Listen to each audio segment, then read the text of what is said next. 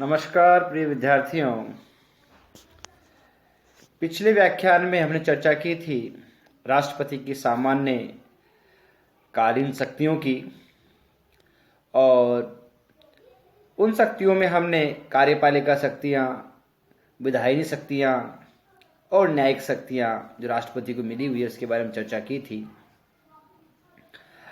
आज का ये जो व्याख्यान है ये राष्ट्रपति की आपातकालीन शक्तियों के संबंध में है। भारतीय संविधान में आर्टिकल 352 से लेकर 360 तक जो विशेष या आपातकालीन प्रावधान किए गए हैं, उन आपातकालीन प्रावधानों के तहत राष्ट्रपति के द्वारा जो कार्यकरण किया जाता है, जो कार्य किया जाता है, वो राष्ट्रपति की आपातकालीन शक्तियाँ कहलाती है। और ये आपातकालीन उपबंध हमने जर्मनी के संविधान से लिए हैं, और ये उन परिस्थितियों के लिए है कि जब विशेष परिस्थितियां उत्पन्न हो जाए और राष्ट्रपति, संसद या कार्यपालिका को विशेष निर्णय की आवश्यकता हो, तो उस परिस्थिति में हम इन आपातकालीन उपबंधों का उपयोग करते हैं। सबसे पहला जो उपबंध है वो आर्टिकल 352 है, और आर्टिकल 352 जो है उसको हम इमरजेंसी भी कहते हैं। और आर्टिकल 352 भारत में 3 बार इसका प्रयोग किया गया। 1962 में जब चाइना ने भारत पर आक्रमण कर दिया तब इसका प्रयोग किया गया। 1971 में पाकिस्तान द्वारा भारत पर आक्रमण करने पर इसका प्रयोग किया गया। ये 2 ऐसी परिस्थितियां थी जब भारत पे बाहरी आक्रमण हुआ, उस समय किया गया। 1975 में इस अनुच्छेद के द्वारा आंतरिक अशांति के आशंका पर इस अनुच्छेद का उपयोग करते हुए आपातकाल लगाया गया, जो 1978 तक चला।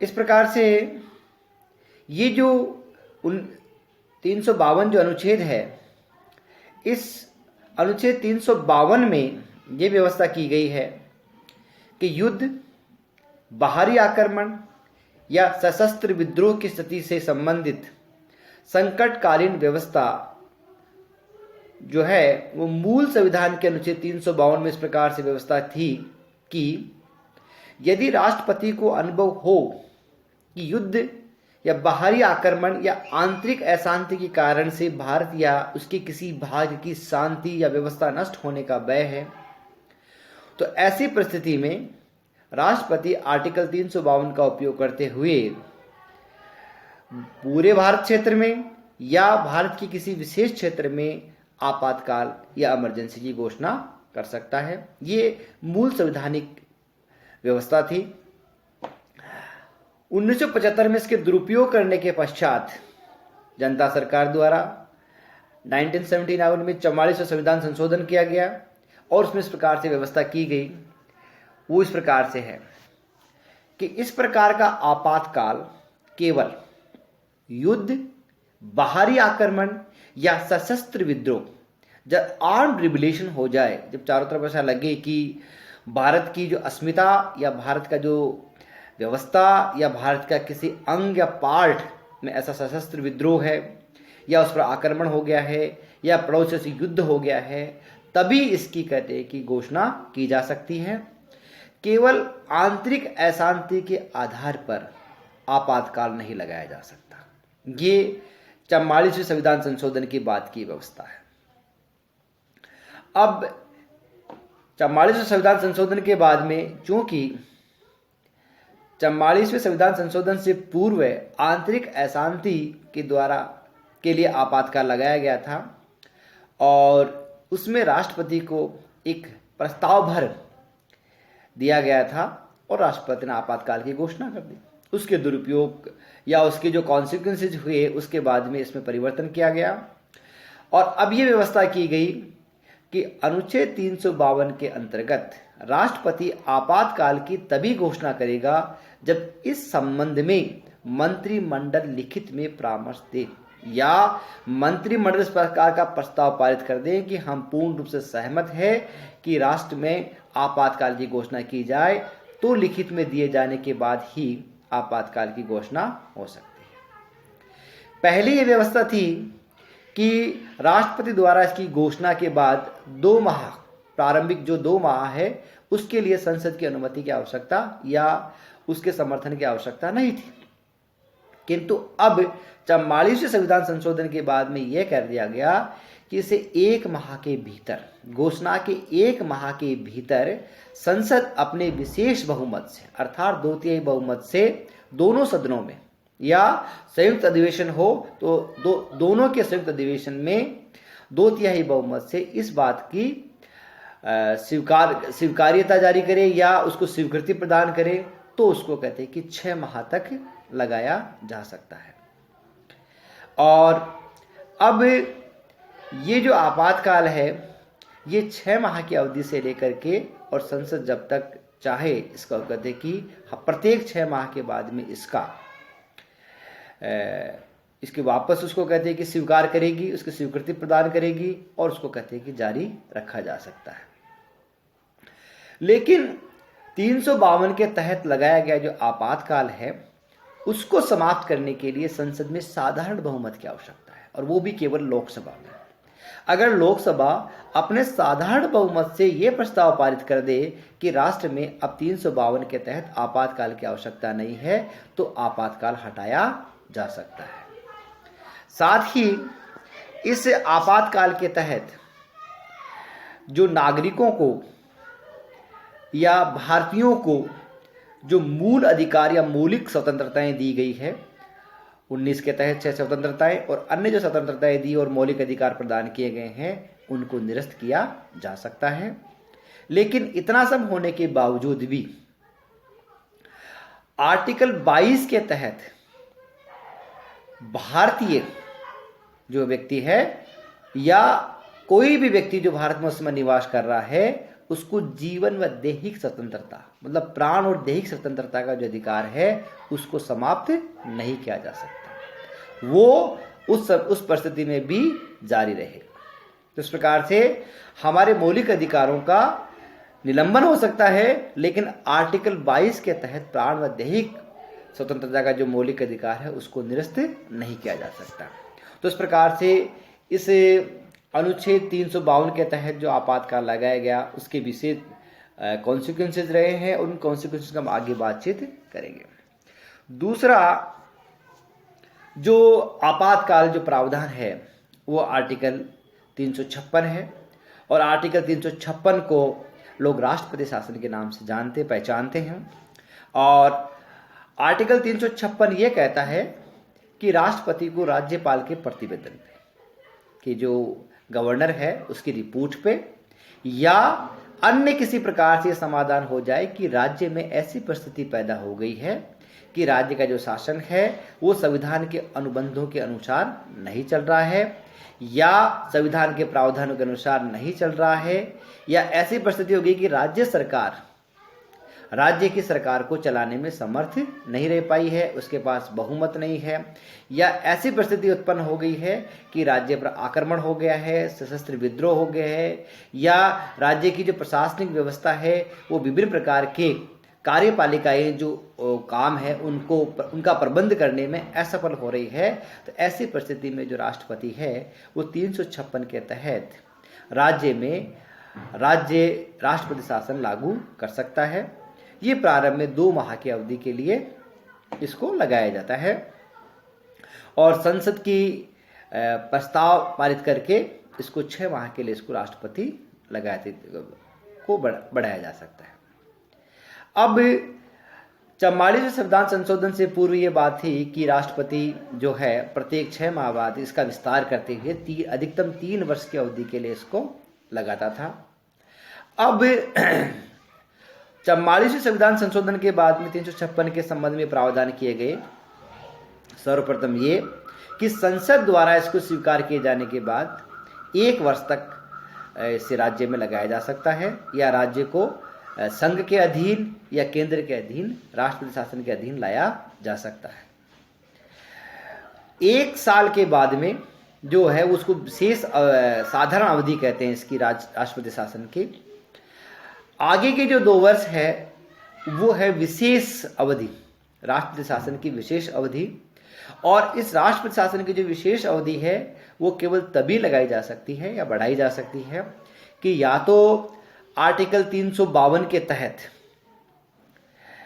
आपातकाल लागू हो, या चुनाव आयोग ये प्रमाणित कर दे कि सब राज्य में इस प्रकार की परिस्थितियां नहीं कि चुनाव कराना संभव है, तो इस परिस्थिति में विशेष अवधि के लिए 2 वर्ष और राष्ट्रपति शासन को बढ़ाया जा सकता है। लेकिन किसी भी परिस्थिति में इसको 3 वर्ष से अधिक नहीं बढ़ाया जा सकता। जम्मू कश्मीर और एक और है जिसके बारे में ये जब प्रावधान किया गया तो वहां 3 वर्ष से अधिक राष्ट्रपति शासन लगाया गया, तो इसके लिए संविधान संशोधन करना पड़ा कि इसके लिए कि वहां इस प्रकार की विशेष परिस्थितियां हैं कि जम्मू एंड कश्मीर का जो शासन प्रशासन है उसमें राष्ट्रपति शासन लगाया जाना है और वो 3 वर्ष से अधिक हो गया था, तो संविधान संशोधन करके उसकी अवधि को बढ़ाया गया। भारत में अनुच्छेद 356 का जो प्रयोग है वो अब तक 132 बार किया गया है, जिसमें मणिपुर में सर्वाधिक 10 बार, यूपी में 9 बार, पंजाब, बिहार और जम्मू कश्मीर में इसका 8-8 बार प्रयोग किया गया है। और इस राष्ट्रपति शासन के तहत राज्य की जो समस्त शक्तियां हैं या जो कार्यपालिका शक्तियां हैं वो संघ के अधीन हो जाती है।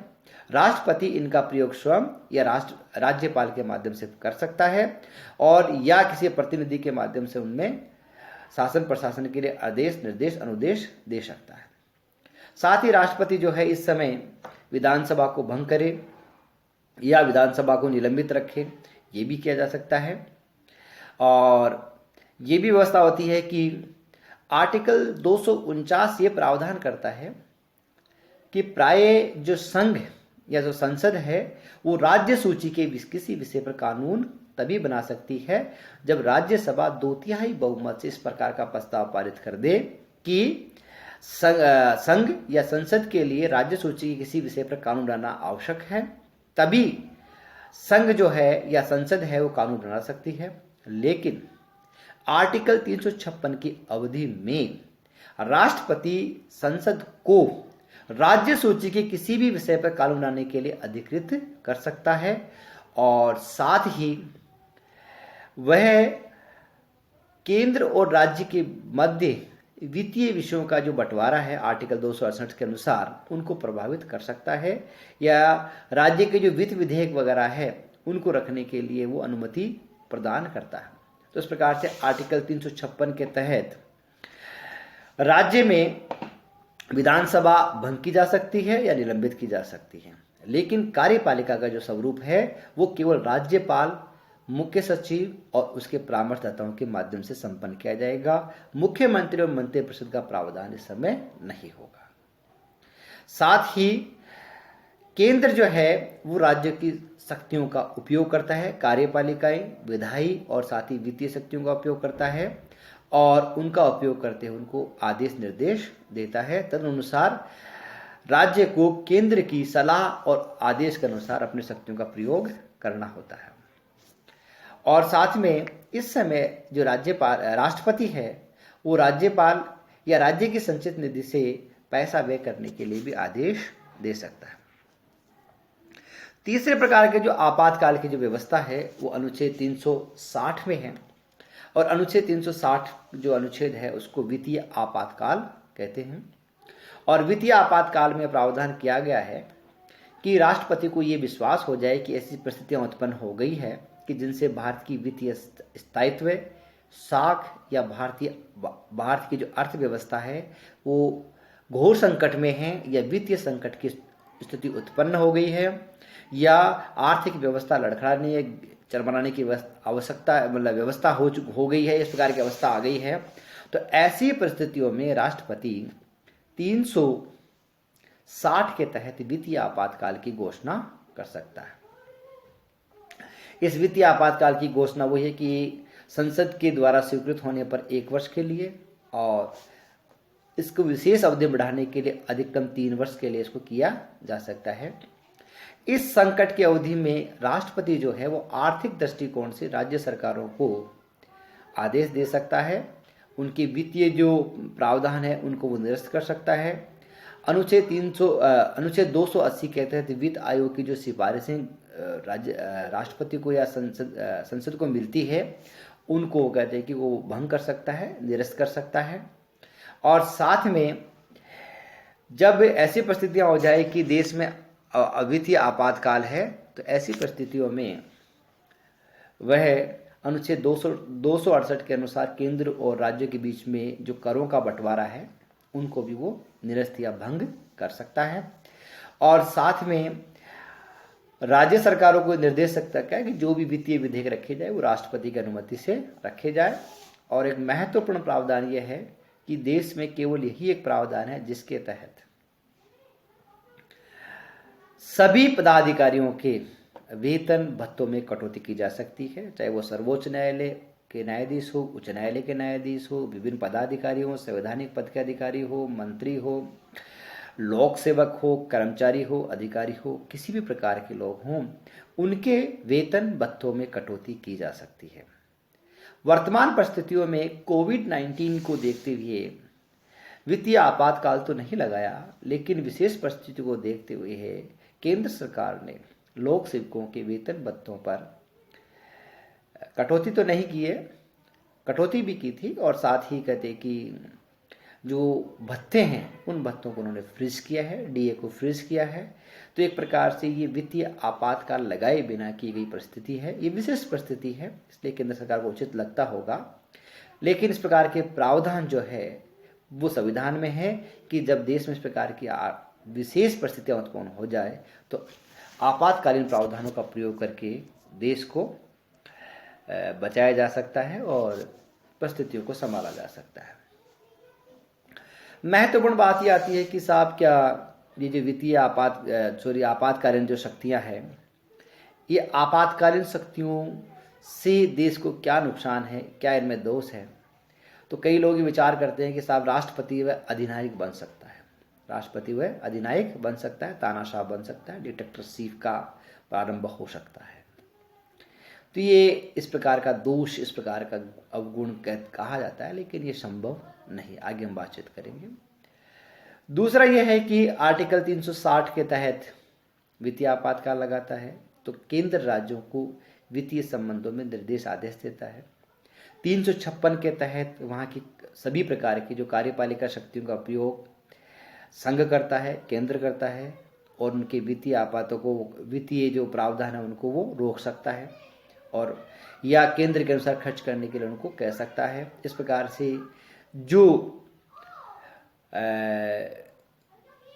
व्यवस्थाएं हैं, जो आवंटन है केंद्र और राज्यों के बीच में विभिन्न संबंधों का, उनको निरस्त किया जा सकता है। इस प्रकार से संसदीय जो संघात्मक शासन है वो खत्म हो सकता है कि केंद्र और राज्य जो है वो अपने अपनी पेरिफेरी में, अपने अपने क्षेत्र में काम करते हैं, लेकिन इन प्रावधानों के द्वारा उनको समाप्त किया जा सकता है। जैसे 356 के तहत केंद्र द्वारा राज्यों को निर्देश देना, आदेश देना। इवन 352 के तहत भी, आर्टिकल 352 के तहत भी आपातकाल में वो राज्यों को निर्देश देता है कि आपको किस प्रकार से अपनी कार्यपालिका, विधायी और वित्तीय शक्तियों का उपयोग करना है। आर्टिकल 355 में प्रावधान किया गया है कि जब केंद्र को लगता है कि राज्य की सुरक्षा खतरे में है, संकट में है, तो वह केंद्रीय जो सुरक्षा बल है, जो पैरामिलिट्री फोर्सेस है, उनको वहाँ डिप्लॉयड कर सकता है, उनको वहाँ पर भेज सकता है और राज्य सरकार को भी विभिन्न प्रकार के आदेश निर्देश दे सकता है। फिर ये बात आती है कि साहब राज्यों की वित्तीय स्वायत्तता वो समाप्त हो जाएगी। तो ये बिल्कुल दोष तो नहीं है, लेकिन ये एक तरह से कहते हैं कि एक नेगेटिव पॉइंट है। और इस प्रकार की वित्तीय आपातकालों में 352, 356, 360 केंद्र द्वारा राज्यों को निर्देश देना, आर्टिकल 380 के तहत वित्त आयोग के द्वारा सिफारिशों को, दी गई सिफारिशों को निरस्त करना, आर्टिकल 368 के तहत वित्तीय संबंधों को निरस्त करना या करों के बंटवारों को निरस्त करना, रोक देना। आर्टिकल 275 के अनुसार केंद्र द्वारा विभिन्न जो वित्तीय सहायता जो दी जाती है उनको रोक देना। तो इस प्रकार की चीज़ें होती है। तो इस प्रकार से वित्तीय स्वायत्तता जरूर कम करता है। फिर है मूल अधिकार अर्थहीन हो जाएंगे। तो विभिन्न प्रकार के जो प्रावधान है, जो मौलिक अधिकार हमको दिए गए हैं, उन मौलिक अधिकारों को निलंबित किया जा सकता है 352 के तहत, 356 के तहत, 360 के तहत इन प्रकार के मौलिक अधिकारों को निलंबन नहीं किया जाता है। और 352 जो है वो सबसे महत्वपूर्ण आपातकालीन प्रावधान है, जिसके तहत मौलिक अधिकारों को निरस्त किया जाता है। लेकिन आर्टिकल 22 के तहत प्राण और देह स्वतंत्रता के अधिकार को फिर भी समाप्त नहीं किया जा सकता। तो इस प्रकार से ये कहा जाता है कि आपातकालीन परिस्थितियों में हमारे जो मौलिक अधिकार है नागरिकों के, वो समाप्त हो जाते हैं, निलंबित हो जाते हैं। तो इस प्रकार से वो अर्थहीन हो जाते हैं। तो ये विशेष परिस्थितियां हैं, तो इस प्रकार की चीज़ें हो सकती हैं। अब हम बात करेंगे कि साहब ये जो वित्तीय आपातकाल है, जो आपातकालीन, चाहे वित्तीय आपातकाल हो, चाहे इमरजेंसी हो, या राज्यों में एक राष्ट्र प्रशासन की बात हो, तो ये जो विभिन्न प्रकार के जो प्रावधान है, आपातकाल है, ये विशेष परिस्थितियों के लिए, साधारण परिस्थितियों के लिए नहीं। जब राज्य में संवैधानिक उपायों के अनुसार संवैधानिक प्रावधान के साथ सरकार नहीं चल पा रही है, या राज्य में वो प्रशासनिक और कार्यपालिका नियंत्रण नहीं रख पा रही है, तो ऐसी परिस्थिति में राष्ट्रपति शासन लगाया जा सकता है। तो ये कोई गलती नहीं है। दूसरा बात है कि ये कहा जाता है कि राष्ट्रपति तानाशाह हो सकता है, जिस हमने बात की थी, राष्ट्रपति तानाशाह नहीं हो सकता। राष्ट्रपति एक संवैधानिक प्रमुख है और वो संविधान के दायरे में काम करता है। राष्ट्रपति की सहायता के लिए अनुच्छेद 74 के अनुसार मंत्रिपरिषद की कल्पना की गई है, और आर्टिकल 53 के अनुसार राष्ट्रपति जो है वो स्वयं करता है या अपने अधीनस्थ अधिकारियों के माध्यम से उपयोग करता है। 44वें संविधान संशोधन के द्वारा राष्ट्रपति के लिए प्रावधान किया गया है कि वह मंत्रिपरिषद की सलाह को माने। राष्ट्रपति चाहे तो उसमें सुधार या उसको पुनः विचार के लिए मंत्रिपरिषद को वापस भेज सकता है। अगर मंत्रिपरिषद वापस उसी प्रस्ताव को पारित कर दे तो राष्ट्रपति को मानना होता है। यद्यपि ये कहीं प्रावधान नहीं है कि राष्ट्रपति जो है वो मंत्रिपरिषद की सलाह को माने ही, लेकिन संवैधानिक प्रावधानों से ऊपर राष्ट्रपति कार्य नहीं करता है। एक पिछले व्याख्यान में हमने ये भी कहा था कि राष्ट्रपति गलती नहीं करता है, क्योंकि राष्ट्रपति ऐसा कोई काम नहीं करता है जो संवैधानिक प्रावधान से परे हो। तो ऐसी परिस्थिति